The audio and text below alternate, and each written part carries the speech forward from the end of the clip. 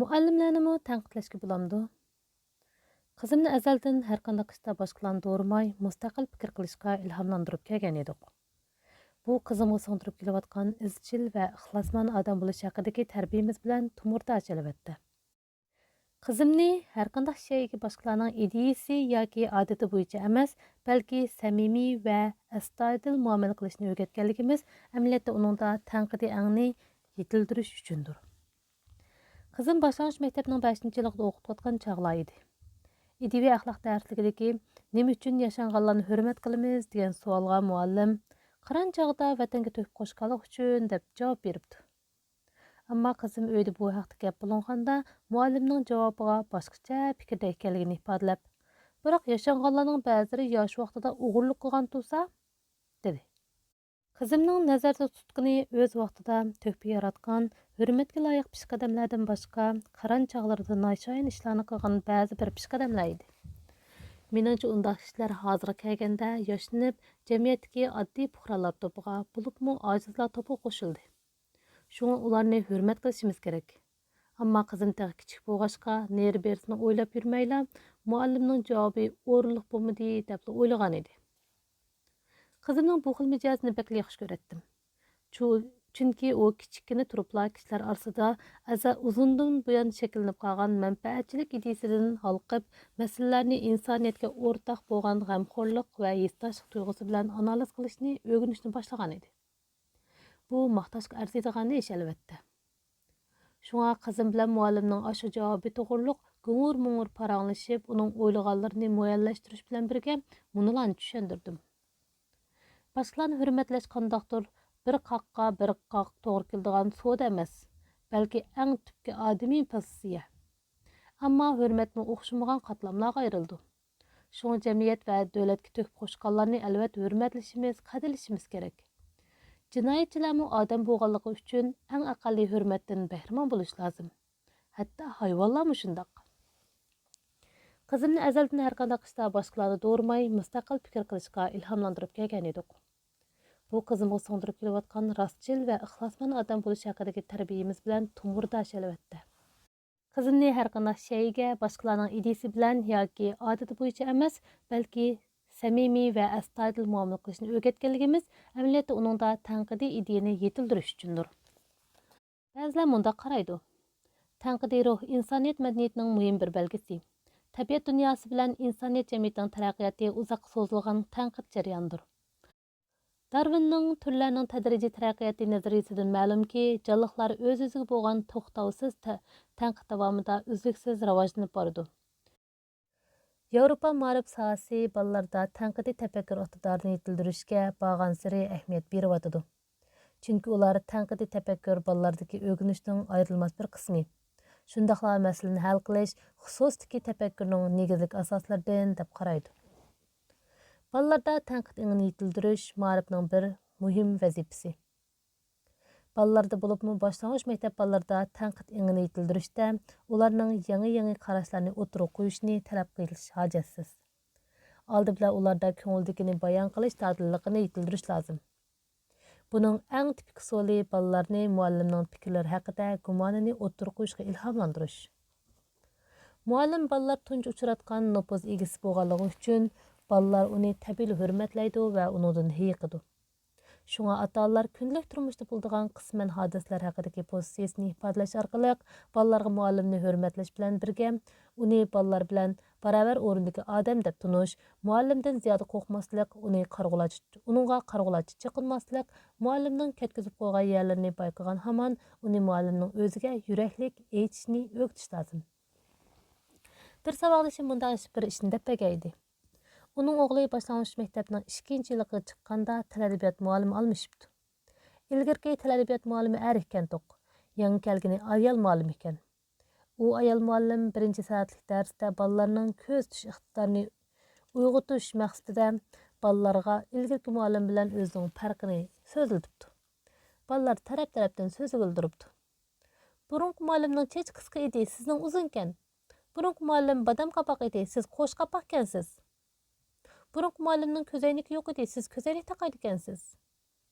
Burungi muallimning levida xal yo'q edi, sizning bor ekan. Һәлак сабaqdashimning o'g'li yangi muallimning ilgirki muallimkiga o'xshamaydigan bir farqini bayqab uzungacha qo'l ko'taribdi. Ammo muallim uni turg'izmabdi. Qerishgandek uning o'ylagan gapini boshqa bolalar deb etibdi. Buning bilan savoqdashimning o'g'li nihoyat titildab ketibdi. U jim o'tirib boshqa bolalar digili gap topolmay qolganda yana qo'l ko'taribdigan muallim uni turg'izibdi. Bu bola shundoq debdi. Burungi muallim er kishi bo'lg'achqa uning so'kisi bor edi, ammo sizning yo'q. Bu gapni o'nglagan bolalar paraqida kulishib sinfdan birabdi. Haliq ayol muallim buningdan bak xafa bo'lib ketibdi. Dars oxirida u muallim heliqi bolani ishxonasiga chaqirib, kichik bola deganning durust, idisi sog'lom bo'lishi kerak deb tanqidlabdi. Bu gapdan o'ng'aysizlangan bola kechta opasidan durust ang degan nima deb so'rabdi. Bolasidan bo'lgan ishning neri berisini anglagan savoqdashim bolasining gunohsiz ekanligini bilib yetgan bo'lsa-mu, ammo o'g'ilni ayblab ketibdi. Sen chapti ko'shmiz-a? Nədəki bir qamlaşmağın gaplarni debsən? Undaq desəң muallim xafa bo'lmay qalamdı. Muallimdan dashnam eshitib, xo'p bo'pti. Muallimga endi undaq adabsizlik qilg'uchi bo'lma. Savoqdashim bu ishni bir qiziqchilik o'rnida so'zlab berdi. Uni anglab men kulib ketdim. Ammo heliq muallim bilan bu savoqdashimga ichimda o'kindim. Chunki meningcha ular balada ijobiy tafakkur va ko'ngildagini aytish dadilligini yetildiradigan fursatni qo'ldan berib qo'ygan edi. Bu amaliyotda bolani atam aytgan oyaray degandek yuza va saxta tafakkurga yetaklaganlik edi. Bizdagi maktab va oila tarbiyasida hozirgacha rayish bolalarni yetildirish asos qilinayotidi. Oilada mutlaq durustlikning vakili bo'lmishi ota-onalar bolalardan quluq yumshoq bo'lishini talab qiladi. Maktabda nopozning simvoli bo'lmishi muallimlar bolalardan boshqalarnikiga o'xshamaydigan g'ayri gaplarni qilishdan to'sidi. Nurg'unlarimiz bolalarning kallasi quruq, fikri qatmal bo'lib o'sganligidan og'rinamiz. Ammo bolalar fikr qilishni o'rganadigan chog'da ularga shatutidek do'ramchilikni o'rgatgan. Ularni yog'och qo'choq o'rnida ko'rgan tursak, mustaqil fikr qilish ixtiyorini qandoq yetildirsin? Misollarni yuqorqi ishda muallim bolaga ochiqlamasligi, garchi bolaning gapidan sal o'ng'aysizlangandek bo'lsa-mu, bolaning gapini kulib turib muayyanlashtirish lozim edi. Chunki bolalar nihoyat sodda keladigan bo'lg'achqa, ishning tegi-taktini muallimdek o'ylab ketmasligi turg'anli gap. Menimcha muallim bu masalada ketkizib qo'ygan bo'lsa-mu, ammo ota-ona bo'lgan odam bolasining deganlarini to'g'ri tushunib, uningga o'ylaganlarini to'g'ri aytishi, boshqa bolalar bayqalmagan nuqtani tunib yetganligi uchun uni maqtashga arziydiganligini, shu muallimning bolaga chechilib xato qilganligini tafsiliy tushuntirish bilan birga, muallim undaq gapni xolamagan ekan, undaqda buningdan keyin sinfda bu jihatda diqqat qilish kerakligini taplab qo'yish kerak edi. Ammo savoqdashim og'zidan chiqayotgan gaplarning bolaga qanday ta'sir ko'rsatgani bilan hisoblashib o'ltirmay, uni hopla-shapla tanqidlab kamsitibdi. Buning bolaga salbiy ta'sir ko'rsatganligi aniq.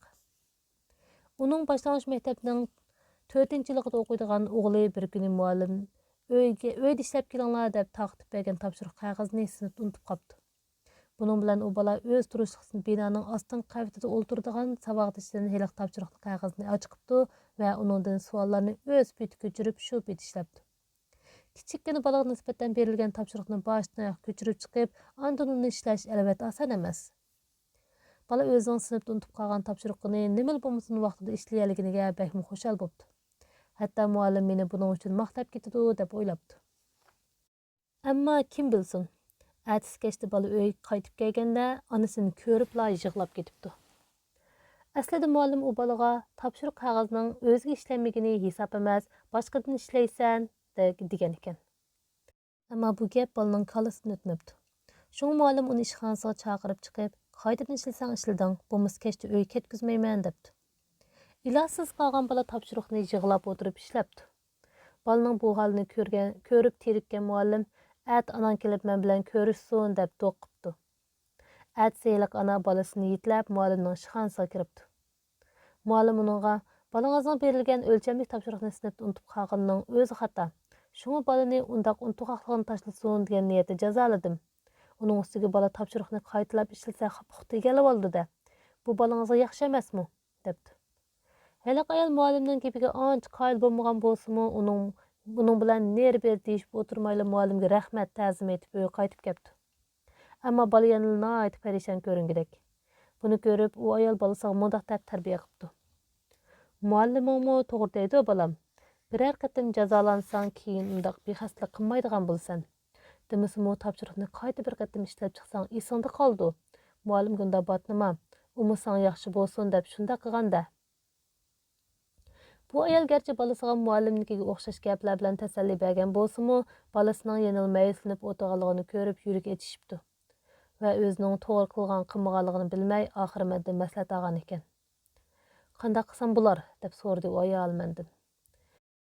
Bu ayoldagi dilg'uliqni hammamizga o'rtaq desakmi, menimcha oshirib o'tgan bo'lmaymiz. Chunki u ayolning kallasida yana mundaq ikki xil qimmat qarash mavjud. Biri muallim bolani tarbiyalashni biladi. Uning barliq bolalar uchun, shunga muallimga ner ber demigülük deydigan umumiyatga mos keladigan qarash. Yana biri bolalar hurmatga loyiq, shunga bolalarni topshiriq vosita bilan jazolashga bo'lmaydi deydigan qarash.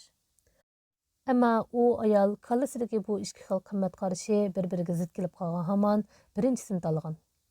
Bu ehtimol uningdagi tanqid ro'yining kamchilik ekanligi bilan munosabatli bo'lsa kerak. Bundaq odamning hukmlash iqtidori gezi kelganda ojizlik qiladi-da, buning bilan u ixtiyorsizlik kallasida turg'unlashib qolgan qatmal ideya bilan ish ko'rishga majbur bo'ladi. U ayolga mundaq dedim. Muallimning oldida o'zingizni tutib olib to'g'ri qilibsiz. Chunki muallimni ma'lum bir fikrdan qaytarish ko'zimiz yetmasa, uning bilan hapla-shapla talishib yurishning o'rni yo'q. Uning ustiga muallimning tishiga tegib qo'ysaqmi bo'lmaydi. Lekin uy qaytib kelgandan keyin bola degan gaplaringiz ortiqcha bo'lib qopti. Aslida bolaga yuragingiznikini aytib, uning bilan lilla nuqta turib sirdashishingiz kerak edi. Chunki bolalar undaq chog'da ota-onasining tushunishiga to'liq muhtoj bo'ladi. Bu gaplarimni anglagan ayolning ko'zlarida hayronlik uchqunlari chaqnadi. Qaraganda u suhbatimizdan biror masalaning yechimini topganda qilatdi. Sizmi muallimning qilg'ini xato deb qaramsiz? deb so'radi u. Shundoq, bu ishni muallim rostdan ketkizib qo'yibdi, dedim uning javoban. Bolangiz uyga berilgan topshiriqni sinib tashlab qo'yib to'g'ri qilmagani bilan, topshiriqni vaqtida o'rindash uchun asl nusxasini savodishdan ochqib, birma-bir ko'chirib astoydil ishlabdi. Şoňa muallim navada balаңızның bu jihatdagi aktivligini ko'rib, uni muayyanlashtirgan bo'lsa, xuddi balaning kutgundek uni maqtagan, ang bo'lmaganda uni jazolamagan bo'ladi. Ammo u balaning kamchiligiga esil bilib, balani topshiriq ishlatib jazolashdek qamlashmagan ishni qilibdi. Hatto o'zini balaga yaxshi bo'lsin deb shunday qildim degandek gaplar bilan oqlabdi. Natijada balangiz muallimni o'z gapini yurg'iltadigan shafqatsizkan deb tushunibdi. Bu ayol gapimni o'rinliq deb qaragan bo'lsa kerak, beshdan langshitdi-yu, yanala dilg'unliqda edi. Shunga u, undaqda balamga mualliming xato qilibdi desam bo'g'idakda, mushuna qilsam to'g'ri bo'larmi? deb so'radi. Uning ko'nglidagisi menga ayon edi. Shunga balaga muallimning ma'lum jihatlarda ketkizib qo'yganligini tushuntirishga bo'ldi, dedim uningga javoban. Ammo bu hargizmi muallimning g'aybatini qilganlik emas. Buningda xotirjam bo'ling. Muallimlarmi bizga o'xshashli oddiy odam. Qaysi birimiz savallikdan xoli deysiz? Shunga balaga muallimdan ketib qolganini uchiqding. Bu analar g'amkin o'tirib ketganini ko'rib shundoq dedim. Muallimlarning balalar oldida degan aytganlarining hammasi barhaq bo'lib ko'nib ketgachga, odatda ularni tanqidlab beqishga rag'batimiz yo'q. Amaliyotda elimizdagi o'tirib boshlang'ich maktab muallimlariga kasbiy jihat qo'yiladigan talab yuqori bo'lmag'achqa, muallimlar kasbiy axloq va safo jihatda boshqa sohadagilardan alohida farqli. Favqulodda sinoqlardan o'tkazilgan kishilar emas. Hatto ma'lumot jihatda boshqa sohadagilardan voy degidekmi farqlanib ketmaydi. Shu muallimlarni kam kuchsiz kishilar deb qarasak to'g'ri bo'lmaydi. Bu qarash amaliyotda bir xil g'oyaviy istak bo'lgani uchun u oxiri hisobda muallimlarni hozirtib qo'ydi va ularning kasbiy jihatdagi komil tepishiga foydasiz. Kelgusidagi muallimlar qo'shini saposi yuqori bo'lish talabiga tadrijiy loyiqlashidi. Ammo shundaqdimi muallimlarni nuqsonsiz yutuqlar deb qaramasligimiz lozim. Hali ayol bu gaplarimdan hayron qoldi. Ammo boyaqidan xalal yeniklab qolganda ko'rinadi. U birdan o'ylanib olgandan keyin mundaq dedi. Balaga azaldan muallimingni cho'qim hurmat qilishing kerak deb qulog'iga quyibli kelayotgan edik. Siz deganda qilsam muallimning bolalar oldidagi inovatiga ta'sir etib, bolalarni boshqara olmay qolarmi? Menimcha bu andishingiz balaga muallimningmi ketkizib qo'ydiganligini deyishga petinolmayotganligingizning muhim bir sababi, dedim tushuntirib. Ammo buningdan ansirashingiz ajassiz. Durust, muallimni albatta hurmat qilishimiz lozim. Biroq muallimlikning o'zi chaqilg'il bo'lmaydigan yuksak imtiyoz deganlik emas. Hozir el jamoat orasida muallimlarni bolalar oldidagi nuqsonsiz nupozning simvoli deydigan bir qarash umumlashib ketdi. Boshlang'ich maktablarda texmi shundoq.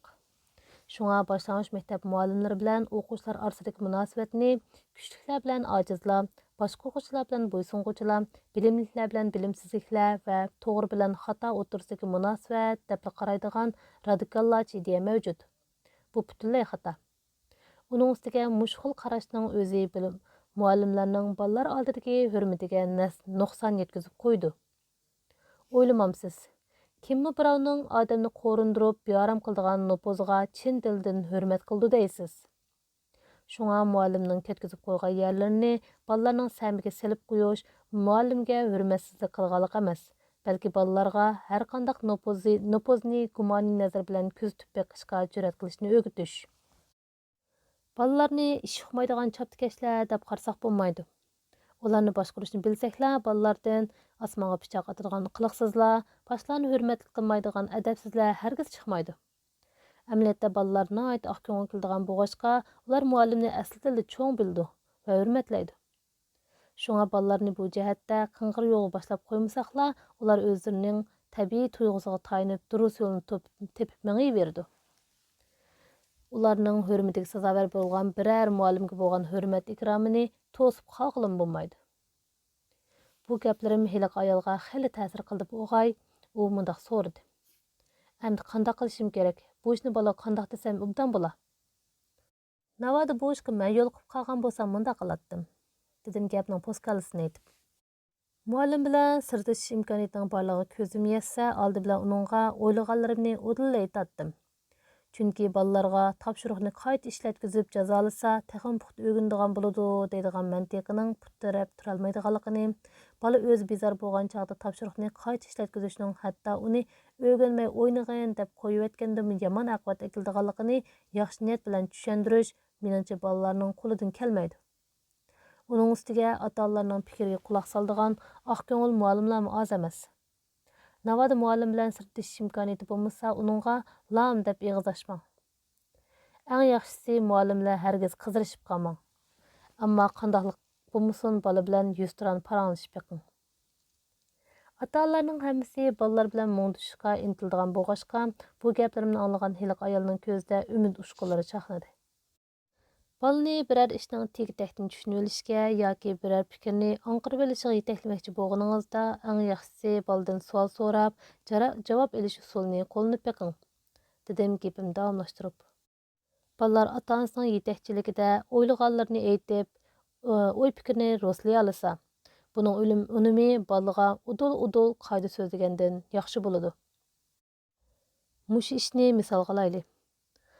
Oldi bilan bolangizdan bu ishdan ko'ngling azar yeb qolg'achqa, ichilolmayotgamsan qandoq deb so'rang va bolaga tasalli berib, uning ko'ngil g'ashliklarini tushundiganligingizni bildiring. Ondan bolaga mundaq savollarni qo'yib beqing. Muallimni to'g'ri qilmadi deb o'ylagan bo'lsang, seningcha bo'lganda muallimning ketkizib qo'ygan yeri zod nada? Topshiriq ishlashdan maqsad nima? Muallimning qilgani mushu maqsadni ishga oshira oldimi yo'q? Muallimning anchagina bir topshiriq qog'ozini shuncha atvorlab ketishdan uningdagi negizlik tunishni nima deb qiyos qilish mumkin? Muallimning osh tunishi bilan sendagi tunish o'rtasida zot qanday mohiyatli farq bor? Kimning tunishi bolalarning o'rganishiga eng foydali? Muallim qanday to'g'ri qilgan bo'ladi? Muallimning o'rnida sen bo'lsang, bu ishni qanday bir taraf qilarding? Boladan bu savollarni so'ragan chog'ingizda gaplaringiz obyektiv lilla bo'lsin.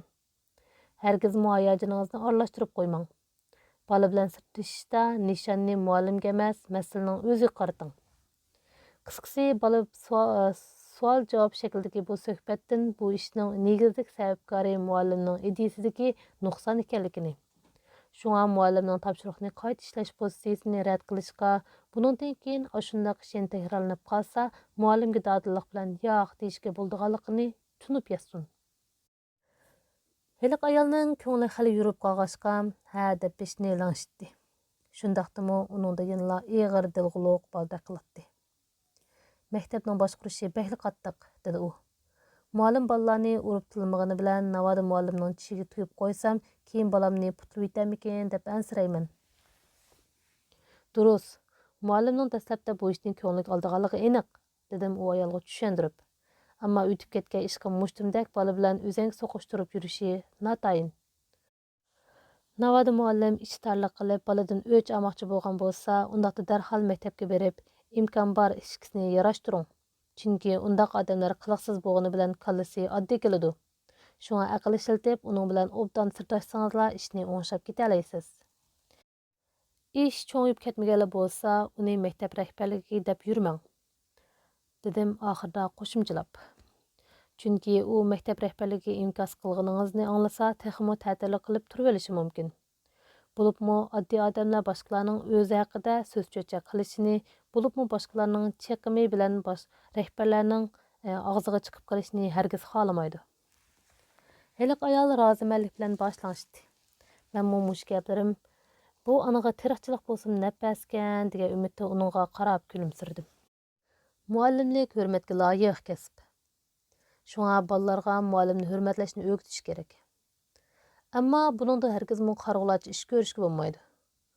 Bolaning muallimning har bir harakatlaridan gumonlanishiga, muallimni tanqid qilishiga va muallim oldida o'ylaganlarini dadil aytishga yo'l qo'yish lozim. Chunki otalar mushu ishlar tufayli hadislar bolaga tanbih belgili tursa, bolaning tanqid ideyasi zarbiga uchrab, bara-bara ko'ngildagini ochiq aytolmaydigan saxta va qo'l mijoz bo'lib qoladi. Balalar mustaqil fikr qilishga odatlanayotgan mezgilda sug'aqqan bo'lolmay qolishi mumkin. Shundaqdimi ularning fikrini muayyanlashtirish tarafida bo'lib, bolaning o'ylaganlarini inchik analiz qilish asosida ularni to'g'ri bilish iqtidorini yetildirishga yetaklashimiz lozim. Bola tarbiyasining maqsadi mana shu. Yana bir jihatdan tanqid ro'yiga ega odam xosligi bilan boshqalardan farqlanib turadi. Xosligi bor shaylarning hammasi o'zgacha bo'ladi. O'zgacha shaylar ko'pincha odatdagi shaylarga zid kelib qoladi. Şoň atalar balany xarakteri yetildirishga yetaklash bilan birga xilma-xil odam va ishlarni tushunish va qabul qilishga ilhomlantirish lozim. Sog'lom tanqid ruhi kishidan nazar doirasini kengri turg'usining ustun bo'lishini talab qiladi. Shunga keng qo'saq bo'lish lozim.